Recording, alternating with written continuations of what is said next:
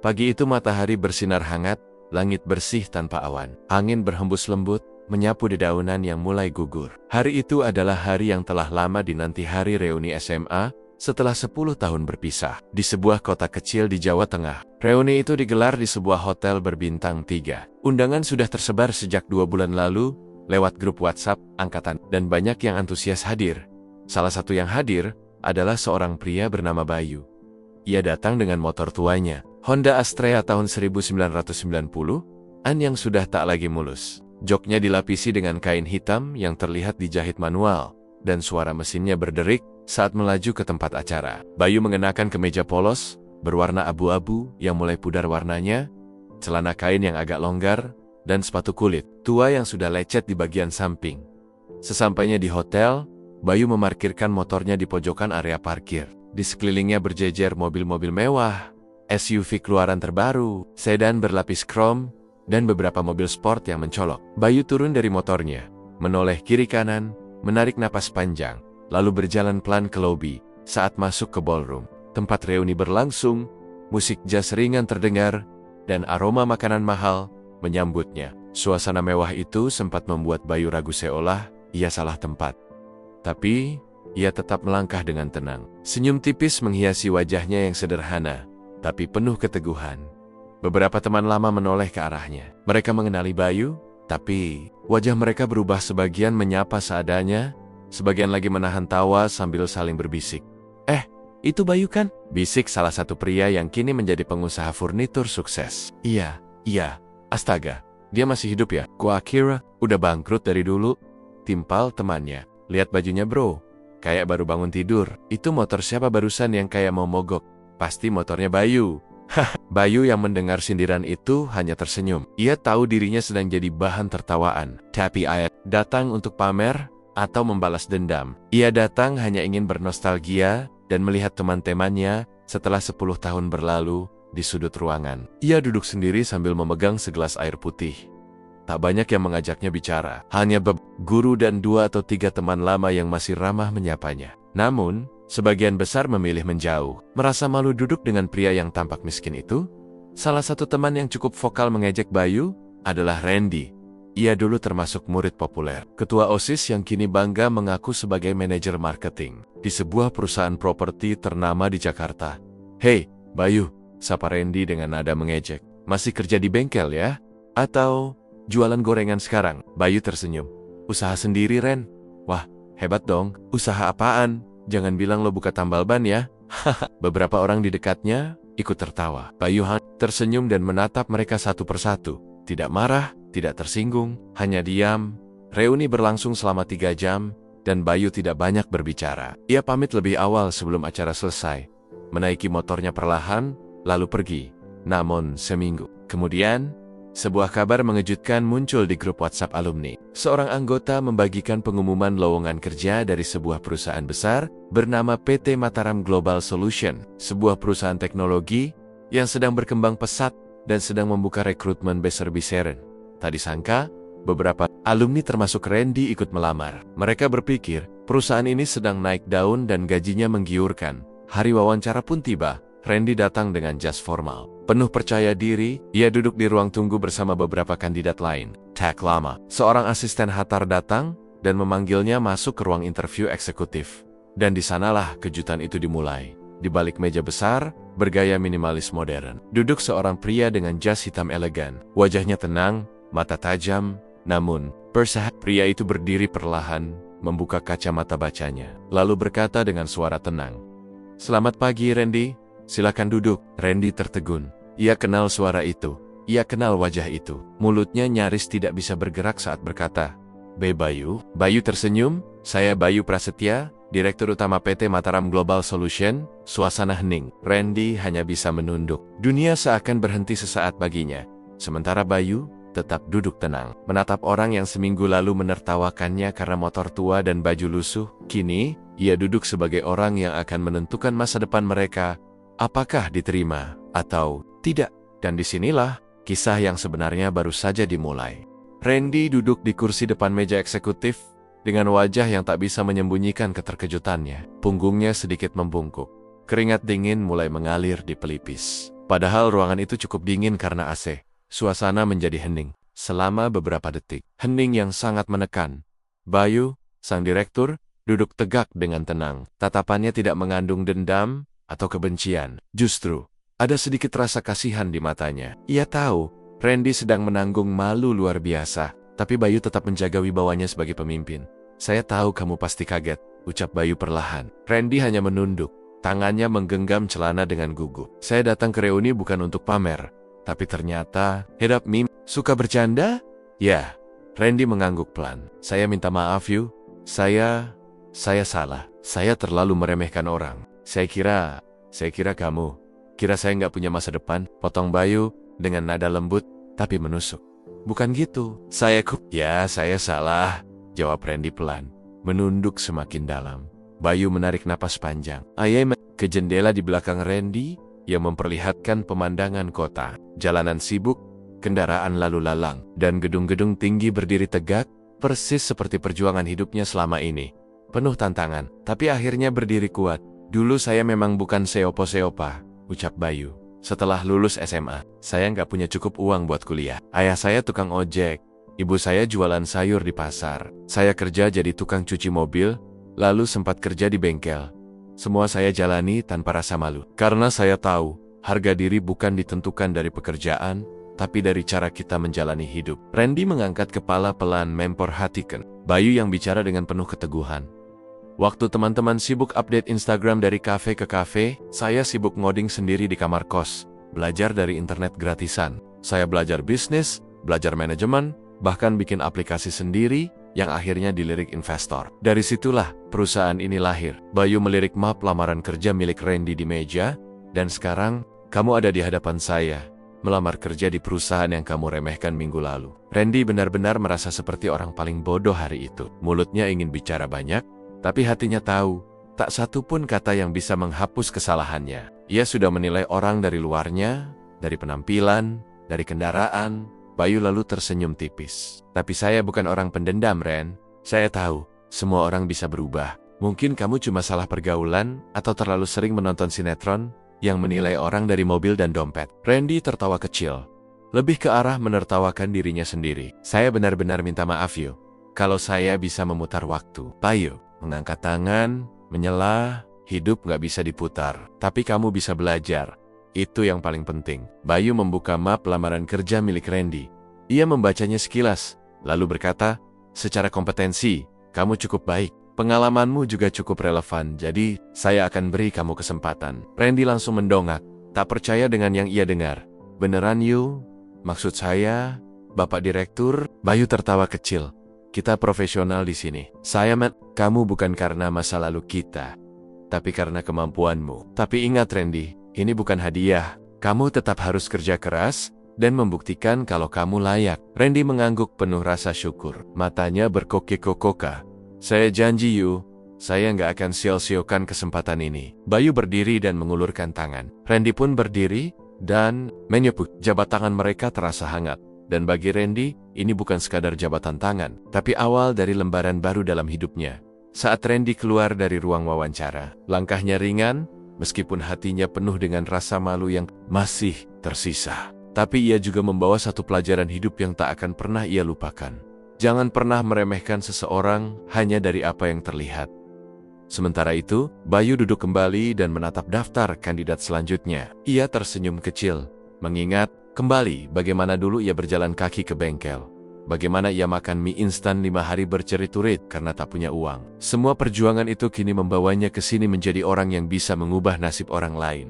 Dan satu hal yang Bayu yakini, sukses itu bukan tentang pamer. Sukses adalah saat kamu tetap rendah hati, bahkan ketika dunia mengangkatmu tinggi. Semenjak hari wawancara itu, nama Randy resmi masuk sebagai salah satu staf di Departemen Pemasaran PT Mataram Global Solution. Meski statusnya masih karyawan baru dalam masa percobaan, ia bersyukur karena telah diberi kesempatan oleh orang yang pernah ia hina. Setiap hari Randy datang tepat waktu. Ia mengenakan seragam kerja yang rapi, membawa semangat baru. Namun, di balik wajah cerahnya, ada perasaan campur aduk yang sulit dijelaskan. Setiap kali ia melewati ruangan direktur, Hatinya terasa tertusuk sedikit demi sedikit, bukan karena dendam, tapi karena rasa malu dan sesal yang tak kunjung reda. Hari-hari berlalu, dan Randy mulai menunjukkan kinerjanya. Ia adalah orang yang pintar berbicara, cepat belajar, dan punya pengalaman menjual properti. Rekan-rekan kerjanya mulai menyukainya. Meskipun mereka tak tahu kisah masa lalunya dengan sang direktur, namun suatu sore, saat jam kantor hampir selesai, Randy dipanggil ke ruang direktur lagi. Ini kali kedua sejak wawancara itu. Rasa muncul kembali, meski ia mencoba bersikap tenang. "Silakan duduk, Ren," ucap Bayu sambil meminum teh hangat. "Saya cuma ingin ngobrol, bukan evaluasi kok." Randy duduk perlahan. "Siapa? Ada yang bisa saya bantu?" Bayu menatapnya dengan santai. "Gimana kerja di sini sejauh ini?" Randy mengangguk. "Saya sangat bersyukur, Pak. Lingkungan kerjanya baik, timnya suportif, dan jujur saja, saya masih belum percaya bisa kerja di perusahaan sebesar ini." Bayu tersenyum. Ia kemudian membuka sedikit sisi pribadi yang belum pernah ia ceritakan pada siapapun di kantor. "Ren, kamu tahu nggak kenapa dulu waktu reuni saya datang dengan motor tua dan pakaian lusuh?" Randy menggeleng. Bayu menarik napas pelan, lalu berkata, "Itu bukan karena saya nggak punya mobil. Di rumah saya ada 2. Dan pakaian lusuh itu sengaja saya pakai." Randy menatapnya bingung. "Kenapa, Pak? Saya ingin lihat siapa yang benar-benar menghargai manusia karena nilainya, bukan karena hartanya. Dan jujur saja, hanya sedikit yang lulus dari ujian itu. Kamu salah satunya yang gagal." Randy menunduk. Ia tak membantah. Ia tahu betul apa yang ia ucapkan waktu itu. "Tapi," lanjut Bayu, "kamu juga yang paling jujur minta maaf. Banyak yang cuma tertawa dan menghindar waktu saya jalan keluar dari ruangan. Tapi kamu datang, bicara langsung. Itu menunjukkan bahwa kamu masih punya hati." Randy Bayu, kali ini dengan rasa hormat yang berbeda. "Saya belajar banyak dari Bapak.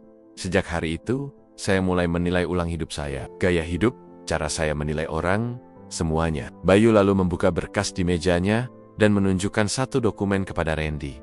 "Ini proyek baru. Kita mau kembangkan aplikasi pemasaran digital untuk properti dan UMKM lokal. Dan saya ingin kamu yang memimpin tim kecilnya." Mata Randy membelalak. "Saya, Pak, tapi saya baru beberapa minggu di sini." "Saya tahu, tapi kamu punya pengalaman di lapangan. Kamu tahu dunia properti, kamu tahu cara menjual, dan kamu pernah kerja di perusahaan besar. Saya butuh orang yang bisa gabungkan pengalaman lapangan dan kemampuan teknologi. Dan saya percaya kamu bisa." Randy terdiam. Ada rasa haru yang tak bisa disembunyikan. Seorang pria yang pernah ia hina, kini memberinya kepercayaan luar biasa. "Saya tidak akan sia-siakan kepercayaan ini, Pak," jawabnya dengan suara berat menahan emosi. Bayu berdiri dan menepuk bahunya. "Kita semua punya masa lalu, Ren. Tapi masa depan ditentukan dari pilihan yang kita buat hari ini. Buktikan bahwa kamu layak berdiri di tempat yang dulu kamu remehkan." Setelah pertemuan itu, Randy mulai bekerja lebih giat dari sebelumnya. Ia membentuk tim kecil, berdiskusi dengan divisi IT dan pemasaran, dan bahkan turun langsung ke lapangan untuk survei. Ia mulai memahami bahwa sukses tidak ditentukan dari tampilan luar atau seberapa sering seseorang mengunggah kehidupan mewah di media sosial. Sukses sejati adalah ketika seseorang mampu bangkit, belajar dari kesalahan, dan memperbaiki diri. Beberapa minggu kemudian, aplikasi proyek yang dipimpinnya mulai diuji coba. Hasil awalnya sangat menjanjikan. Randy pun mulai mendapat pengakuan, bukan karena masa lalunya sebagai orang populer di SMA, tapi karena kerja keras dan dedikasinya di tempat kerja sekarang. Di suatu malam, saat ia duduk di balkon apartemen kontrakannya, ia menatap langit yang tenang. Pikirannya melayang ke saat reuni ketika ia tertawa melihat Bayu yang tampak miskin. Kini ia menyadari, dunia tidak pernah menilai seseorang dari tampilan sesaat. Tuhan pun tidak. Yang dinilai adalah sikap, hati, dan cara seseorang memperbaiki dirinya. Dan kini, Randy sudah tak ingin kembali jadi orang yang menilai dari kulit luar. Ia ingin jadi orang yang memberi nilai untuk dirinya sendiri dengan kerja keras dan sikap yang benar. Beberapa bulan telah berlalu sejak Randy mulai bekerja di PT Mataram Global Solution. Proyek yang dipimpinnya perlahan mulai menunjukkan hasil. Aplikasi pemasaran digital yang ia dan timnya kembangkan telah diluncurkan dalam versi beta dan digunakan oleh puluhan UMKM di kota-kota kecil. Semangat kerja Randy makin membara, bukan karena ia ingin mengesankan siapapun, tapi karena ia mulai benar-benar mencintai pekerjaannya dan merasa punya tanggung jawab untuk membuktikan dirinya. Pada suatu pagi, Bayu mengundang Randy dan beberapa manajer tim ke ruang rapat. Mereka berdiskusi tentang ekspansi ke wilayah-wilayah baru, strategi digital marketing, dan peluang kerjasama dengan pemerintah daerah. Setelah rapat selesai, Bayu memanggil Randy untuk tetap tinggal.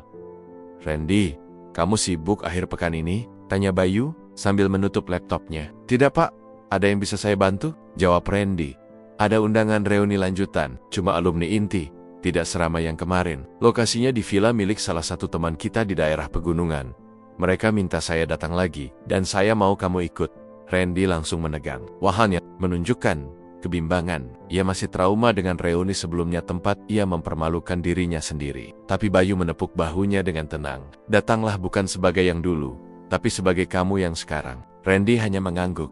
Hari Sabtu pun tiba. Randy datang dengan mobil kantor, mengenakan kemeja putih bersih, dan celana bahan hitam yang pas di tubuh. Ia terlihat segar dan percaya diri, tapi dalam hatinya masih ada rasa ragu. Villa, tempat reuni, itu besar dan mewah, terletak di lereng bukit dengan pemandangan lembah hijau yang luas. Udara sejuk menyambut para tamu saat masuk ke dalam villa. Ia melihat wajah-wajah lama teman-teman SMA yang dulu pernah menertawakannya bersama. Bayu, beberapa dari mereka tampak kaget melihat Randy. Dulu ia dianggap si sombong yang selalu merasa paling kaya. Tapi sekarang, ia justru datang dengan lebih tenang, lebih santun, dan tidak lagi pamer. Tak lama kemudian, Bayu datang. Disambut hangat oleh sebagian besar alumni. Kini mereka tahu siapa Bayu sebenarnya, dan mereka menghormatinya bukan karena jabatannya, tapi karena sikapnya yang rendah hati meski sudah sukses. Salah satu teman, Gino, menghampiri Bayu dan Randy. Dulu, Gino adalah yang paling keras menertawakan Bayu dan ikut menyebarkan foto motornya di grup alumni. "Bayu," ucap Gino dengan sedikit ragu. "Gue mau minta maaf, bro. Waktu itu gue keterlaluan. Gue kira lo hidupnya susah banget. Gak nyangka ternyata lo sekarang luar biasa." Bayu hanya tersenyum. "Gak masalah, Gin. Saya gak simpan dendam." Lalu Gino menoleh ke Randy. "Dan gue juga mau minta maaf ke Loren. Waktu itu gue ikut ketawa juga. Gue kira lo cuma mau ikut-ikutan, tapi sekarang gue lihat lo kerja di tempat yang hebat bareng Bayu pula." Randy mengangguk, matanya lembut.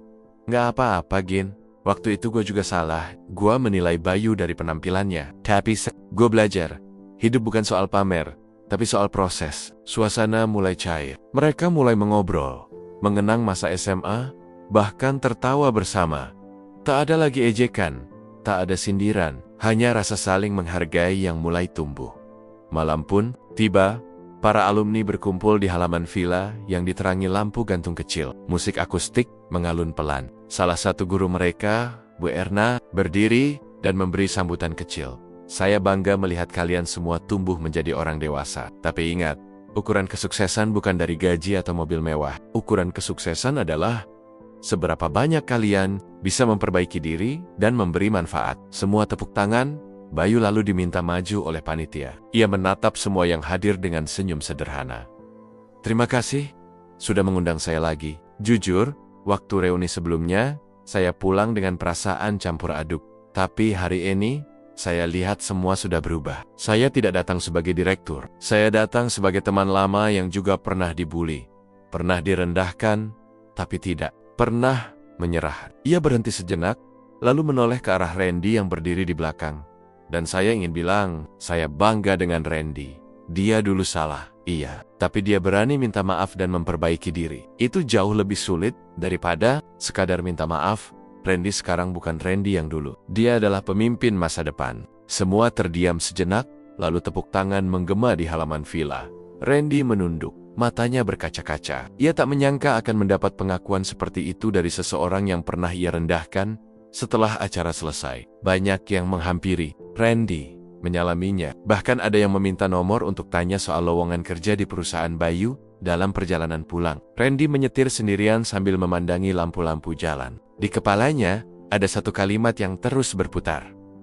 Hidup bukan soal menebus kesalahan, tapi soal keberanian untuk berubah dan tidak mengulanginya lagi. Dan malam itu, untuk pertama kalinya setelah sekian lama, Randy merasa damai dengan masa lalunya, dengan dirinya sendiri, dan dengan orang-orang di sekitarnya. Setelah reuni kedua yang penuh makna itu, hidup Randy terasa lebih ringan. Ia bukan hanya mendapatkan kepercayaan di tempat kerja, tapi juga kembali diterima oleh tuan men lamanya. Namun di balik ketenangan itu, roda kehidupan mulai menunjukkan sisi lain yang tak terduga. Suatu pagi, yang tampak seperti biasa, Randy tiba di kantor lebih awal dari biasanya. Ia ingin mempersiapkan presentasi lanjutan untuk perkembangan proyek aplikasinya. Namun begitu ia membuka email, matanya membelalak membaca salah satu pesan masuk dari manajer keuangan. Subjek, penundaan pembayaran vendor. Perlu tindak lanjuti. Si email tersebut menjelaskan bahwa salah satu mitra utama mereka, Sabua Vendor Teknologi dari Bandung, mengalami kendala keuangan dan tidak dapat menyelesaikan kewajibannya tepat waktu. Hal ini berdampak langsung pada kelanjutan sistem utama aplikasi yang sedang dikembangkan oleh tim Randy. Jika tidak segera ditangani, bisa saja seluruh peluncuran sistem ditunda. Randy langsung berdiri, mengambil map dokumen, dan berjalan cepat ke ruang direktur. Ia tahu, ini masalah besar. "Pak Bayu, maaf, mengganggu pagi-pagi," katanya setelah mengetuk dan masuk. Bayu menoleh. "Ada apa, Ren?" "Vendor kita dari Bandung, yang ngurus backend server, mereka kena krisis internal. Sistem kita bisa macet, Pak." Bayu langsung mengernyit, membaca cepat email yang Randy tunjukkan. Wajahnya berubah serius. "Ini harus segera diselesaikan. Kita tidak bisa menunggu terlalu lama. Cari vendor cadangan, atau alternatif teknologi lain. Kamu bisa urus itu." Randy mengangguk mantap. "Bisa, Pak. Saya akan bergerak hari ini juga." Hari itu, Randy menghubungi beberapa kenalan lamanya di dunia teknologi. Ia menelusuri startup kecil yang punya potensi besar, tapi belum dikenal luas. Ia juga sempat menghubungi dosen lama yang kini bekerja sebagai konsultan IT dalam waktu 48 jam. Ia berhasil mengatur 3 pertemuan penting dengan calon pengganti vendor Bandung di tengah padatnya jadwal. Satu kabar mengejutkan datang. "Ayah, Randy jatuh sakit."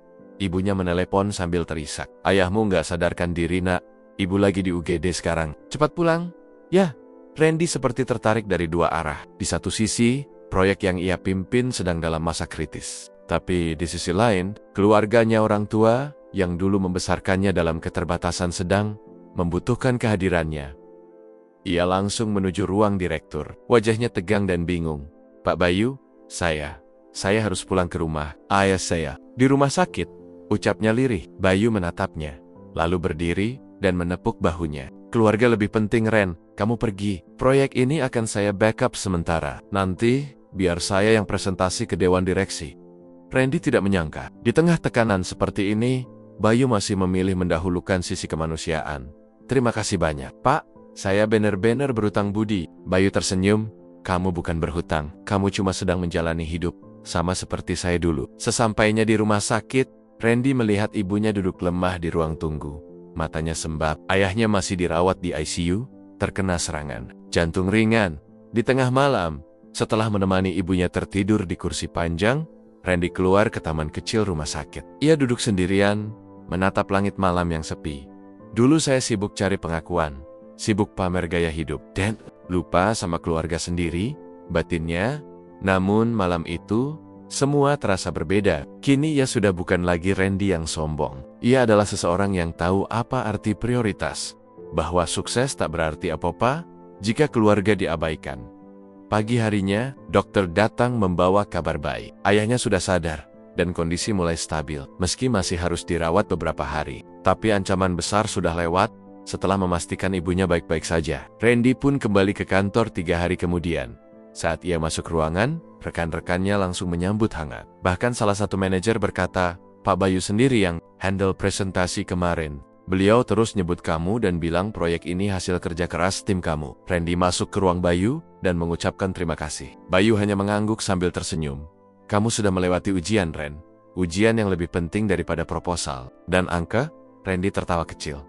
"Ujian jadi manusia ya, Pak?" "Ya, karena dunia kerja cuma bagian kecil dari hidup. Tapi jadi orang baik, itu seumur hidup." Hari-hari berikutnya berjalan lancar. Vendor pengganti berhasil mengisi kekosongan, dan aplikasi akhirnya diluncurkan secara resmi di beberapa kota. UMKM kecil mulai merasakan dampaknya. Mereka bisa menjual produk ke seluruh Indonesia hanya lewat satu klik.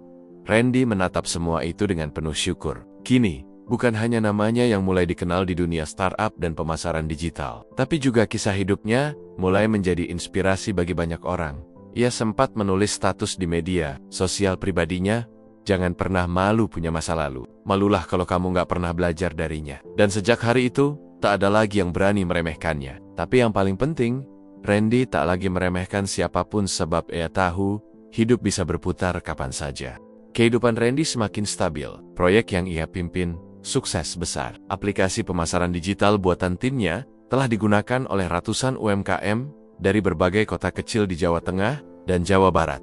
Tak hanya itu, perusahaan tempat ia bekerja, PT Mataram Global Solution, mendapatkan penghargaan dari Kementerian Koperasi dan UKM sebagai perusahaan digital paling inovatif tahun ini. Bayu, sang director, tidak hanya menjadi atasannya, tapi juga seperti mentor dan sosok kakak laki-laki yang tidak pernah ia miliki. Mereka sering berdiskusi, tidak hanya soal pekerjaan, tetapi juga soal prinsip hidup. Dari Bayu, Randy belajar bahwa ketulusan, kerja keras, dan kerendahan hati akan selalu punya tempat bahkan di dunia kerja yang keras dan kompetitif. Namun, hidup tak pernah mulus selamanya. Suatu siang di kantor, Randy menerima telepon dari nomor tak dikenal. "Ren, ini gue Gino." Randy terdiam sejenak. Gino, teman SMA yang dulu sering meremehkan dan menertawakan Bayu. Saat reuni kedua, Gino memang sempat meminta maaf. Tapi sejak itu mereka tidak pernah benar-benar berkomunikasi lagi. "Ada apa, Gin?" tanya Randy perlahan. Di seberang telepon, suara Gino terdengar berat. "Gue kena PHK. Perusahaan tempat gue kerja bangkrut. Gaji 3 bulan terakhir belum dibayar. Dan kontrakan hampir habis masa sewanya. Istri gue lagi hamil 7 bulan, Ren."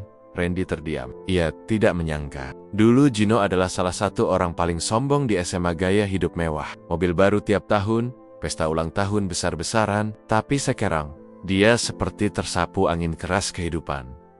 "Apa yang bisa gue bantu, Gin? Gue dengar dari alumni lain, lo sekarang kerja di perusahaan besar. Kalau ada lowongan, tolong kabarin." "Ya, gue rela mulai dari bawah lagi." Randy menutup telepon tanpa banyak janji. Tapi dalam hatinya, ia merasa goyah. Ini bukan hanya soal balas budi atau dendam masa lalu. Ini soal bagaimana sikapnya akan menentukan siapa dirinya sekarang.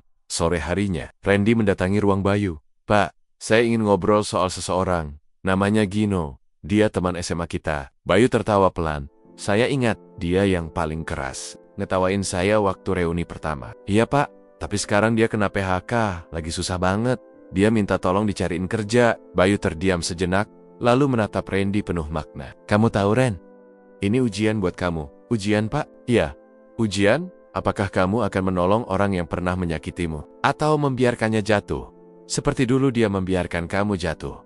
Randy menunduk, merenung dalam diam. "Jujur, Pak, bagian kecil dalam diri saya ingin balas dendam. Tapi suara yang lebih besar di hati saya bilang, bantu aja." Bayu tersenyum. "Itu tanda kamu sudah dewasa, Ren. Orang dewasa bukan yang tidak pernah marah tapi yang tahu kapan harus memaafkan." Akhirnya, Randy merekomendasikan Gino untuk posisi di divisi operasional yang sedang kekurangan tenaga. Meskipun gajinya tidak besar, namun cukup untuk memulai kembali hidup. Gino diterima setelah proses wawancara internal. Beberapa minggu kemudian, Gino mulai bekerja. Penampilannya jauh berbeda dari dulu. Tidak lagi bergaya berlebihan. Wajahnya lebih tenang, dan ia menjadi pribadi yang lebih pendiam. Banyak rekan kerja tidak tahu siapa dia dulu karena Gino tidak banyak bicara. Randy mengamati Gino dari jauh. Dalam hatinya ada rasa kasihan, tapi juga rasa lega karena ia tidak mengikuti jalan dendam. Suatu sore, Gino mendatangi Randy di pantry. "Ren, gue cuma mau bilang makasih," ucapnya pelan. "Gue tahu lo bisa aja nolak gue. Gue sadar semua kesalahan gue dulu, dan sekarang gue cuma pengen hidup bener." Randy tersenyum, menepuk bahu Gino. "Lo gak perlu balas apa-apa, Gin. Tapi kalau bisa, bantu orang lain juga nanti kalau lo udah bisa berdiri lagi." Mata Gino memerah. "Iya men gang GUK. Hari, demi hari, Gino bekerja keras dan menunjukkan niat baik. Meski tidak menonjol, tapi ia tidak pernah mengeluh. Perlahan, ia mulai disukai rekan-rekan kerjanya. Ia bahkan beberapa kali membantu divisi lain, meskipun bukan tanggung jawabnya. Suatu hari, Bayu memanggil Randy dan berkata, "Kamu tahu, saya bahagia melihat kamu sekarang. Bukan cuman karena kamu berhasil, tapi karena kamu tahu kapan harus menunjukkan kemanusiaan. Kita ini manusia, Ren, bukan robot. Kadang kita perlu bantu orang bukan karena dia layak, tapi karena kita bisa." Randy hanya tersenyum. Dalam benaknya, kalimat itu terukir dalam. Bantu bukan karena dia pantas, tapi karena kamu mampu. Beberapa bulan kemudian, Gino mendapat promosi kecil. Ia dipercaya menjadi koordinator lapangan untuk proyek pemasaran UMKM di luar Jawa. Ia menangis, diam-diam, saat menerima kabar itu dan ia tahu, semua ini dimulai karena seseorang yang dulu ia hina, memilih untuk tidak membalas. Kini, roda kehidupan berputar sepenuhnya. Dulu Gino tinggi di atas, Randy di bawah, tapi sekarang, Randy berdiri kokoh, bukan di atas untuk menginjak, tapi untuk mengangkat. Karma itu nyata, tapi bukan untuk membalas. Kadang, karma datang untuk menunjukkan bahwa kebaikan hati akan selalu menemukan jalannya kembali. Beberapa bulan berlalu sejak Gino mulai bekerja dan berbenah diri. Suasana kantor menjadi lebih hangat, lebih manusiawi. Randy yang dulunya hanya staf biasa, kini mulai dikenal sebagai calon pemimpin masa depan. Bahkan, Bayu mulai sering menyerahkan tanggung jawab besar kepadanya. Namun, suatu hari Bayu memanggil Randy ke ruangannya dengan ekspresi wajah yang tidak biasa. Ada senyum tenang, tapi juga tatapan dalam yang menyimpan sesuatu. "Ren, duduklah." Randy duduk perlahan, merasa penasaran. "Ada apa, Pak?" Bayu menyandarkan tubuh ke kursi, menatap jendela yang memperlihatkan langit senja. "Saya akan pensiun, Ren." Dek, jantung Randy berdetak lebih cepat. "Pensiun? Tapi Bapak masih aktif, masih kuat." Bayu tertawa pelan. "Saya bukan mau pergi karena lelah, Ren, tapi karena saya percaya waktunya sudah datang. Saya sudah membangun perusahaan ini sejak nol. Sekarang, saya ingin punya waktu untuk keluarga, untuk hidup yang lebih pelan." Randy menatapnya lama. "Lalu, siapa yang akan menggantikan Bapak?" Bayu tersenyum, lalu menyodorkan map coklat ke Randy. Di dalamnya ada surat resmi dari Dewan Direksi perusahaan. "Ini keputusan mereka. Kamu akan jadi direktur operasional yang baru mulai bulan depan. Dan kalau semuanya berjalan baik, kamu yang akan saya rekomendasikan menjadi direktur utama tahun depan." Randy membeku, pikirannya berputar. Ini bukan hanya promosi, ini adalah puncak dari semua proses panjang yang ia lewati sejak dulu. Dari dihina saat reuni, dipandang rendah karena motor butut, hingga dipercaya memimpin sebuah perusahaan besar, Pak. Saya nggak tahu harus bilang apa." Bayu menepuk pundaknya. "Cukup bilang, saya siap. Karena saya tahu, kamu sudah belajar lebih dari cukup." Sebulan kemudian, di ruang rapat besar, pengumuman resmi dilakukan. Randy diperkenalkan sebagai direktur operasional yang baru. Di ruangan itu, ada banyak wajah, para direksi, staf senior, dan juga Gino yang berdiri di belakang, tersenyum bangga. Setelah acara selesai, Randy duduk di ruangannya sendirian. Ia membuka laci meja dan mengeluarkan foto masa SMA-nya, foto yang dulu pernah membuatnya malu karena penampilan sederhana. Tapi kini menjadi pengingat bahwa masa lalu bukan untuk dilupakan, tapi untuk dikenang sebagai pelajaran. Beberapa minggu setelah pelantikan, Randy mendapat undangan reuni SMA ke -3. Kali ini diadakan secara resmi di sebuah hotel bintang 4 di kota Semarang. Saat masuk ke aula besar, tempat acara berlangsung, semua mata tertuju padanya. Tapi kali ini, bukan karena pakaiannya atau motornya. Ia mengenakan jas sederhana, bukan jas mahal. Tidak datang dengan supir, tidak membawa mobil mewah, tapi sikapnya membuat orang menaruh hormat. Beberapa teman lama mendekat, menyalami dengan tulus. Bahkan Sinta, yang dulu paling rajin meremehkan, menghampiri dengan wajah sungkan. "Ren, aku minta maaf ya. Dulu aku jahat banget." Randy tersenyum kecil. "Gak apa-apa, Sin. Kita semua punya masa lalu. Yang penting kita mau belajar dari itu." Sinta terharu. Ia tak menyangka, pria yang dulu dianggap remeh, kini berdiri sebagai salah satu tokoh penting dalam dunia bisnis digital. Di tengah suasana hangat itu, Randy diminta untuk memberikan sepatah dua patah kata di depan teman-teman lamanya. Ia berdiri, mengambil mikrofon, lalu berkata dengan suara tenang. "Waktu reuni pertama, saya datang dengan motor tua dan baju lusuh. Saya pulang dengan rasa malu. Tapi ternyata, rasa malu itu yang jadi bensin saya untuk maju. Kita boleh punya masa lalu yang sulit, tapi jangan sampai masa lalu itu mencuri masa depan kita. Saya di sini bukan karena paling pintar atau paling hebat, tapi karena saya mau belajar dari luka dan tidak membalas dendam dengan kebencian. Saya percaya, setiap dari kita punya peluang untuk berubah. Kalau saya bisa, kalian juga bisa. Jangan pernah remehkan orang hanya karena penampilan hari ini. Karena siapa tahu, besok, dia yang justru akan membuka pintu rezekimu." Tepak Teng menggema, beberapa teman bahkan menangis haru. Malam itu menjadi malam yang tak terlupakan. Sebuah malam yang bukan hanya tentang reuni, tapi juga tentang rekonsiliasi dan kebangkitan. Kini, Randy tak lagi hidup untuk membuktikan apa-apa kepada siapapun. Ia hidup untuk memberi makna. Ia membentuk program magang untuk anak muda dari desa-desa, memberikan pelatihan gratis untuk UMKM, dan bahkan membantu Gino membuka bisnis kecil di luar kota. Di satu sore, Randy duduk di beranda rumah, ditemani secangkir kopi. Angin bertiup lembut, matahari mulai tenggelam. Ia menatap langit, tersenyum. Hidup memang berputar, tapi bukan untuk menjatuhkan, melainkan untuk mengangkat mereka yang pernah tersungkur. Dan di titik itu, cerita Randy berakhir. Namun untuk kehidupan yang sesungguhnya baru saja dimulai.